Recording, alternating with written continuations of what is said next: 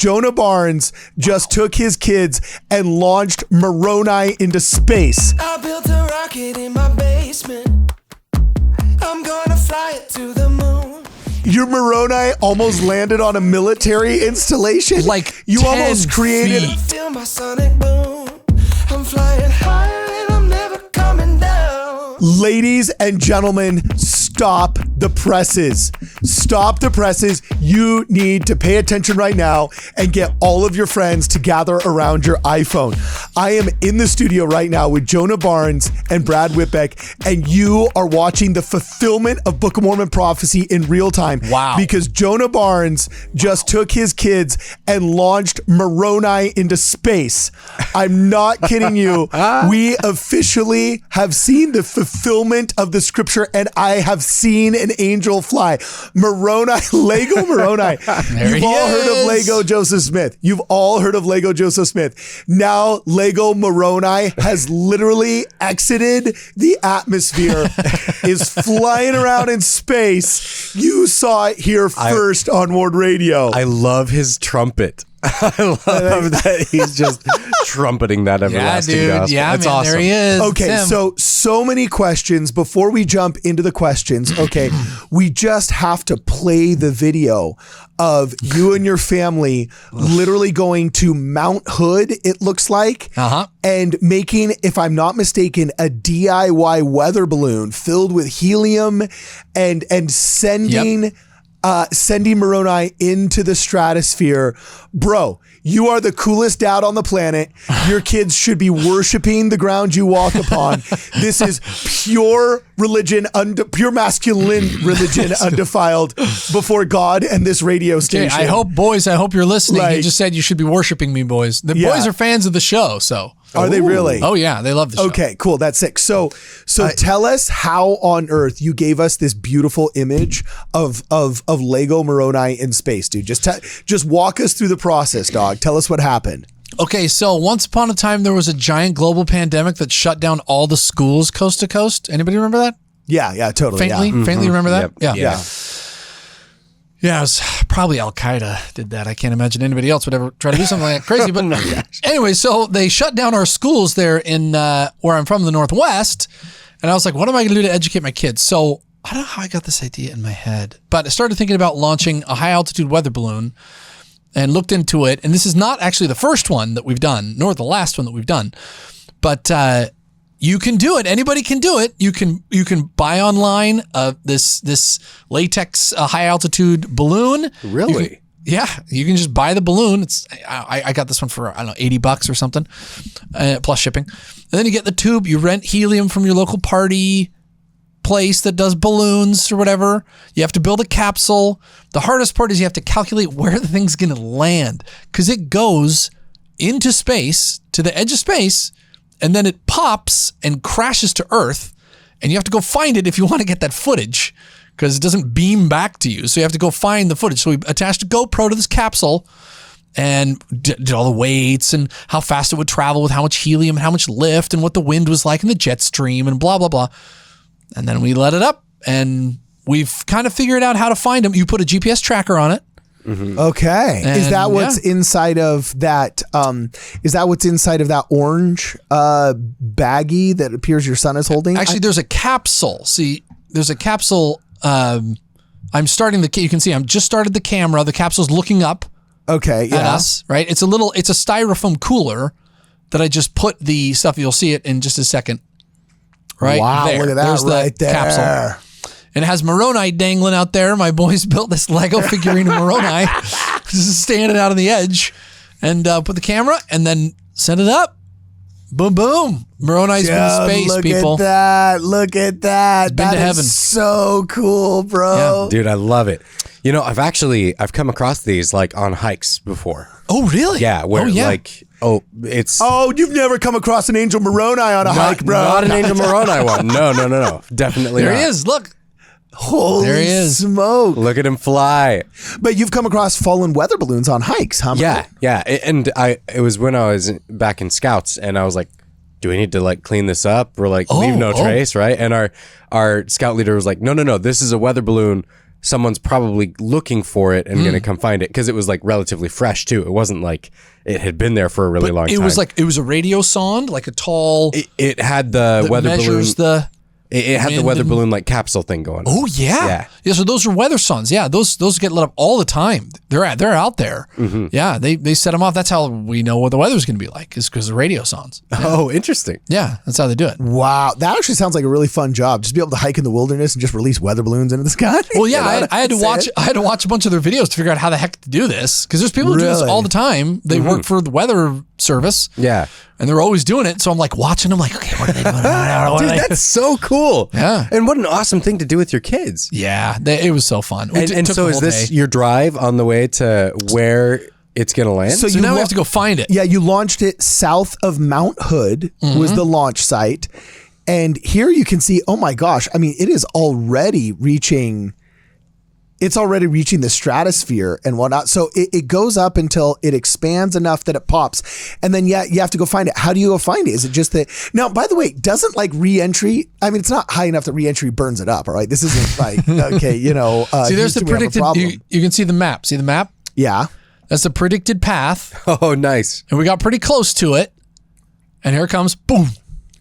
Crash down. Dude. So did you rely on the GPS of the GoPro to go find it, or how were you able to find this thing? So our GoPro didn't have a GPS. So I bought a separate GPS that goes to I have it for hikes. Yeah. By the way, in the Northwest, that's all we do is we hike. And so your poor kids there are either traumatized from the experience or overwhelmingly happy. Okay. No, they loved it. They loved it. It's funny when I ask him at the end, I'm like, so what was your favorite part? They're like, probably the ice cream at the end. I'm like, dang it, kids. Nice. They had to brave all of the wiles of, I don't know, the wilderness Mount Hood here region. And now, did you end up on somebody's farm? This looks like a partially developed area. Yeah. So it comes down. So we get a ping on our phone. And so we're like, okay, we got to go find this thing. And so we're driving, and it can go far. The first one that we let off, we weren't very good at this.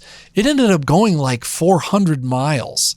Whoa. And so we had to take the whole day. It landed, that's a funny story, about 10 feet from a military base, right over the fence. 10 feet, not 10 yards, 10 feet. It almost landed. Your Moroni almost landed on a military installation? Like you 10 almost created feet. You almost created a North American holy war with an angelic American Indian. Yeah, it was dicey. So, but this is it. Is There's this the crash footage site. of you running away from that military from base? the machine gun fire? No. Yeah, this is okay. So this is where it crashed. We finally found it. So we had to track it on the GPS. We found this guy's farm, and we're like, hey, can we go on your farm? Can we launch this thing to that? And they're like, what? Yeah, okay, sure. So we had to go walking for it and found it here, and it had crashed, boom, to the ground. The parachute didn't deploy very well, and crashed the whole thing, but the footage was intact. So we have proof. We have videographic proof. Moroni's been to heaven again.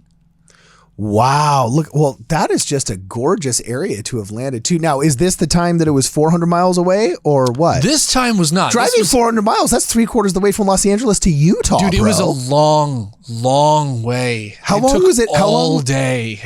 How long was it in the air if it went 400 miles? Well, if the airspeed is, if you don't put enough lift in the balloon, then it'll very slowly rise, and it'll take forever to get up and it'll there. get blown further by the wind. Blown farther and farther and farther. And so if you put a lot of air in it, which we did this time, it goes whoop, straight up and then pop straight down. And so it's shorter distance. Okay. It's all part of the math or whatever, and then it was a good opportunity to teach my boys about Revelation 14:6. I saw another angel flying in the midst of heaven. Yeah. I mean, now, yeah. see, I was going to say, now we just have to make good on our T's that, you know, we're watching in real time the fulfillment of Scripture. That's right. Here he is. There's the still from the image. And guess what? Here is the Scripture. All right, here's the Scripture right in front of your eyes from Revelation 14. We're going to make it all big for everybody in the back. Revelation 14 verse 6 says the following, and I saw another angel fly in the midst of heaven, having the everlasting gospel to preach unto them that dwell on the earth, and to every nation and kindred and tongue and people. And you saw it here first, ladies and gentlemen. Boom shakalaka. That's right. The real one was Exactly Moroni what? on Moroni Day, but we've got a pretty awesome plasticized statuette made in Lego form. Yeah. Exactly what John the Revelator saw. And we was actually this? were aiming for September 23rd. Oh, really? Yeah. But we missed because the wind was bad. You got to track the wind, and you're like, the wind's bad. This puppy's ending up in Ontario. I noticed one other thing Yeah. in this photo. If you go back to it, bring it back up on screen. Okay, yeah. The earth appears to be curved in this picture. Oh, is this the picture we show to Kwaku every time that he says the earth is flat? We just say Moroni don't say so. This is why Moroni's got beef with that thesis. This is why Kwaku thinks that I'm a lizard person, part of the New World Order, because I showed him the photo of the Earth's curvature, and he's like, "You're one of them." Well, I think we should bridge this gap between two religions, and we should just have an interfaith experience and say, you know what? Wow. That's not the curvature of the earth. It's the firmament. The firmament. My friend. It's the firmament. You know. Well, and the last thing I wanted to show you guys, I'm going to put a little link in the Discord here. So, Cardin, you were talking about sending a Book of Mormon into space. Oh, I totally want to do that. Yeah. And I don't want to burst your balloon, but there's been a Book of Mormon in space. What? There's already been a Book of Mormon in space? The Apollo 16 moon landing mission took with it a Book of Mormon on July 7th, 1972. Really? Whoa, Was one of the astronauts LDS, or what? How did it end up on there? No, the story's awesome. Okay. So the photographer for the Apollo astronauts was this non-member, but his whole family were members of the Church of Jesus Christ. His wife and all this stuff. And he said, because the original, if you remember, the first moon landing, they took a Bible and they took Eucharist in the lander. They were devout Catholics, and they took the Eucharist, the sacrament, up there. And so the photographer asks this Apollo 16 mission and says, "Hey, are you guys going to take a Bible?" And the guy goes, "Yeah. Oh, I really should. Can you bring me a Bible?" And the photographer's like, "Yeah, I'll go. I'll do it." So he goes home. And he says to his wife, "Hey, we need to take a Bible because they're going to take it out into space. They're going to take it to the moon." And his wife, get this is a good woman. She goes, "Oh, well, I don't want to lose our good family Bible. So why don't you send this copy of the Book of Mormon?" So gave her the Book of Mormon. Legit. And so it's like, okay, so gave her to the astronaut. The astronaut's like, all right, whatever. Puts it, he sewed it in his suit. Close enough. Yeah. I think he did. And so he signed it. And he said, this Book of Mormon flew on the Apollo 16 mission to the moon. Yeah, look at that right there, dude. By John Young, signed it right there. But people don't know that a lot of the work for the moon missions, a lot of the supply chain was from Utah. A lot of the pieces and parts and things were from Utah. And so, a Book of Mormon has been to space, people. Dude. Or the firmament. Well, you know what? It was one of those ugly white covered ones, like the kind you get in the temple when they want to encourage you to read in the celestial room there, and you got an extra 5 minutes and you're waiting around for your buddies. You're like, I'm gonna deep dive into Helaman or something right now. So we want to get a solid blue cover. And this one right here does not look half as cool as that one right there. I want to see. By the way, we know the moon landing was faked anyway. It's true. So my God. No. Whoa. You fools believe in the moon. That's Hey, there's no photograph of that Book of Mormon in space. I got a photo of Moroni. I don't believe the Stanley Kubrick propaganda, all right? I believe the Jonah Barnes.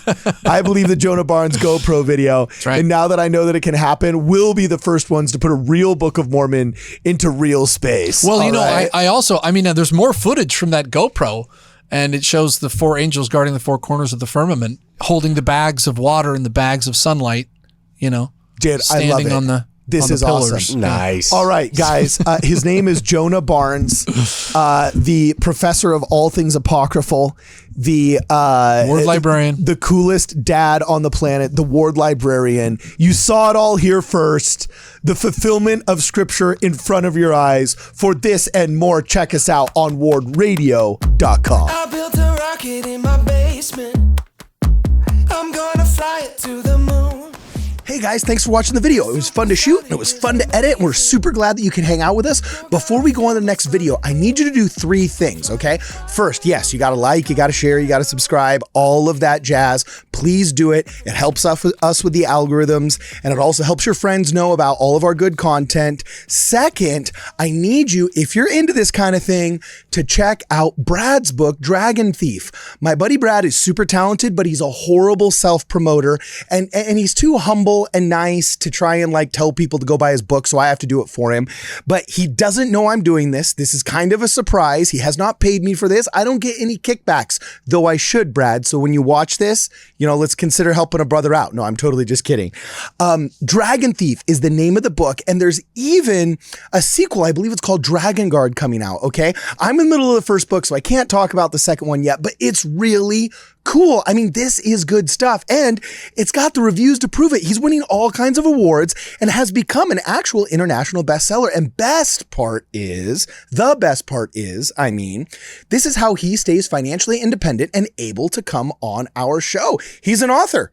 He's a professional author. So buy his book, give it a review on Amazon. It's available wherever fine books are sold, which nowadays pretty much unfortunately just means Amazon. Buy a copy, get it shipped to your house, buy a copy for your friends, tell your friends about it, get a copy for your abuela. I don't care if she speaks another language and doesn't read English, get one for her too.